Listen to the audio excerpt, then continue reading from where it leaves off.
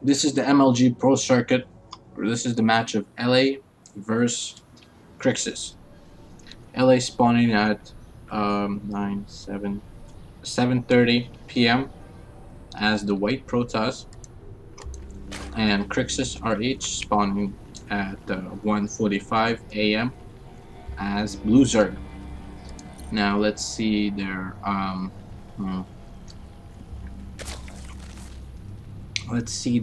names. Control N. It's eLe and CrixusRH. That's very pretty. Thank you, Blizzard, for doing such a pretty little design.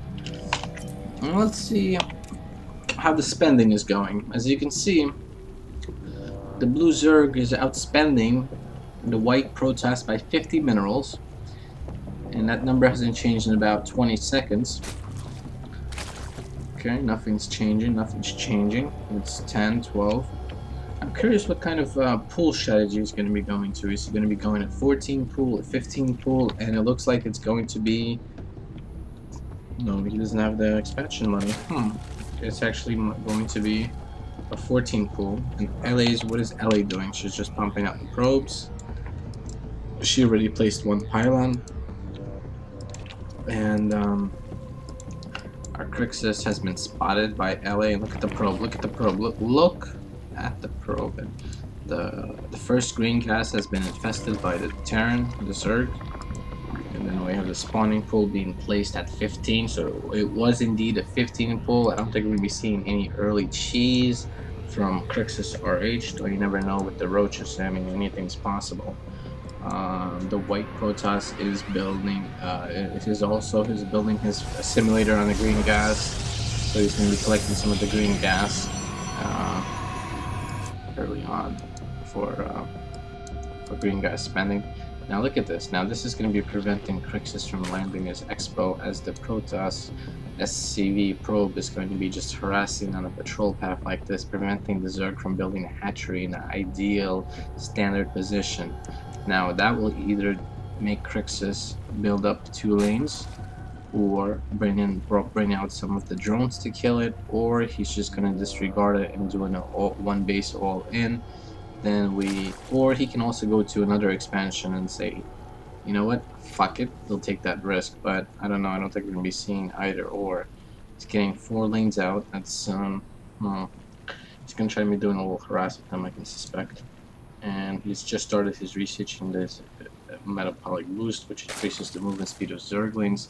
And our Protoss, oh, look at what Crixus did.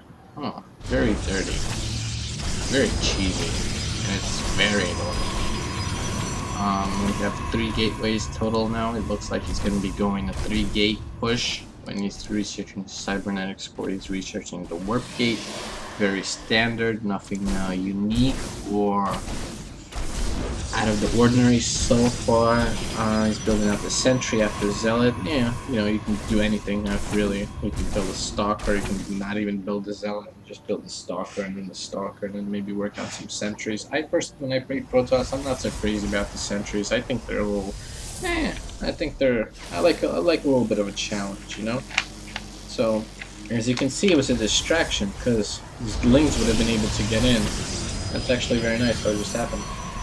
That eLe was able to spot that. He was using the zealot to attack the simulator, which was infested by the Zerg, and he swapped out the sentry with the zealot. That's very nice. It's very he knows his shit.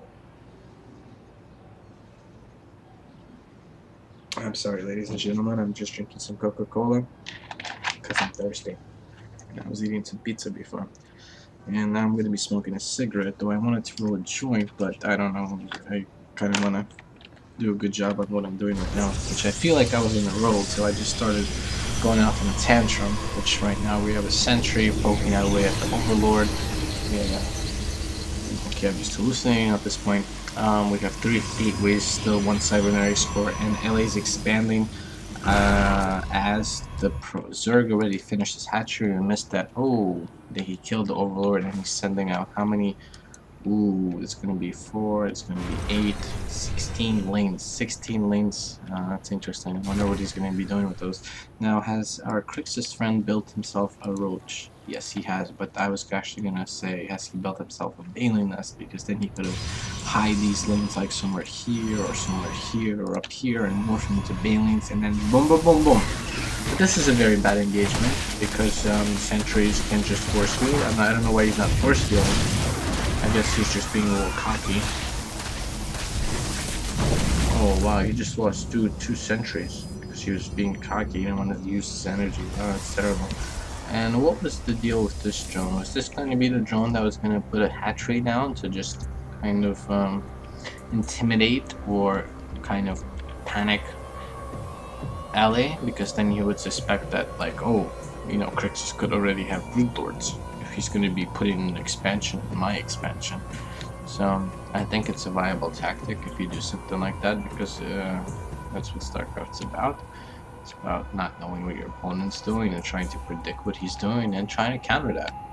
Waiting for the perfect opportunity to go, and as you can see, there's two links here preventing that. They're on the same team, never mind. The Overlord's flying overhead. I'm afraid this Overlord's going to be the Suicide Overlord, and that's something that Crixus cannot afford to do, as he is already supply blocked and he does not know it. He's building himself like a building, he got himself like things happening here, but he doesn't know that he's supply blocked. Yeah, and then he loses that Overlord that I predicted would be lost because Crixus is just a fucking idiot. Pardon my language, or pardon my French, I should say, as that is the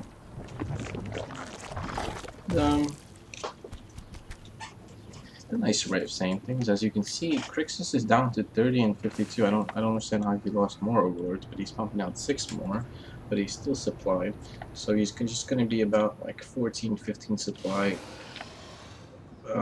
available for his production, and then he's going to be capped out again, as you can see, because it's 52, 46. One more Overlord, that's going to make it 54 to 52, and then 16 more, 70. As you can see, he already only has 6 food spaces left, but he's pumping out 1 more Overlord, which is going to give him 80 more supply, capping him out at 78 supply. As you can see, yes, each Overlord gives you 8 supply. Now the hatchery, I'm curious how much supply does that give you, because he's 78 right now, and the hatchery is about to build, and it's building, I don't know where, actually, 78, and it's built. It gives him actually no food, but where's the hatchery? Or is it not a hatchery? I'm kind of confused here. What was he building? Oh, was he doing an upgrade? Yeah, he was probably doing an upgrade. As you can see, the Zerg, I think this is a hive, if I'm, you know, it's a lair, but it looks like a hive. Because when the Zerg upgrades their main building, the graphics change a little bit to make it more, just powerful. Or just to make it more aesthetically correct, I guess.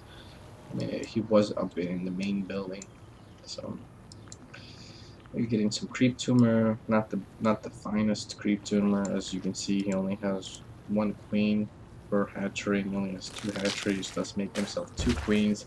He did not want to build an extra queen because naturally he's a Jew.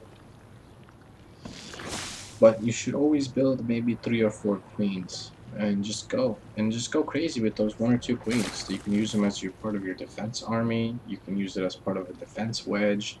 You can use it as part of spreading creep and pushing out with the army, and if you have 2 or 3, you'll be at the opponent's base before they can say goodbye.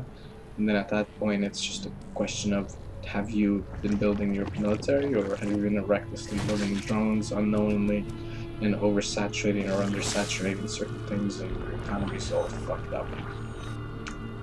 Because I have done that, and I've been there. As you can see, everybody's pumping out some upgrades. He's getting his 1-1, he's getting his Roach upgrades. Now the Protoss is getting his 1-1, he's getting his Turbulence, he's getting his +1 armor, he's building Colossi, he's building a Nexus, a Pylon, Gateway, and 2 Photon Cannons.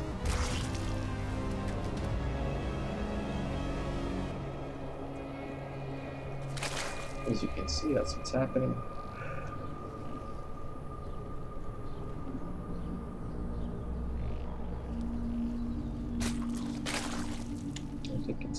happening. I kind of just fell asleep for a little bit.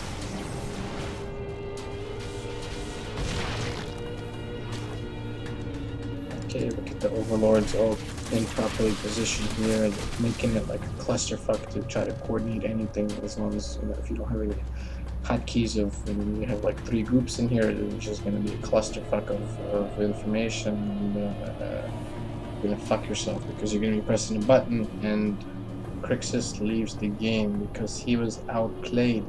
Now, that didn't seem like that was going to be the case. It seemed like it was an even, but I don't know what happened to Crixus. He had the money, and he was only down to 35 supply. I think this was Crixus's classic rage quit. He felt like he did something wrong, and he's sitting there blaming himself over chiseling the bone. Thank you for watching, and go fuck yourself.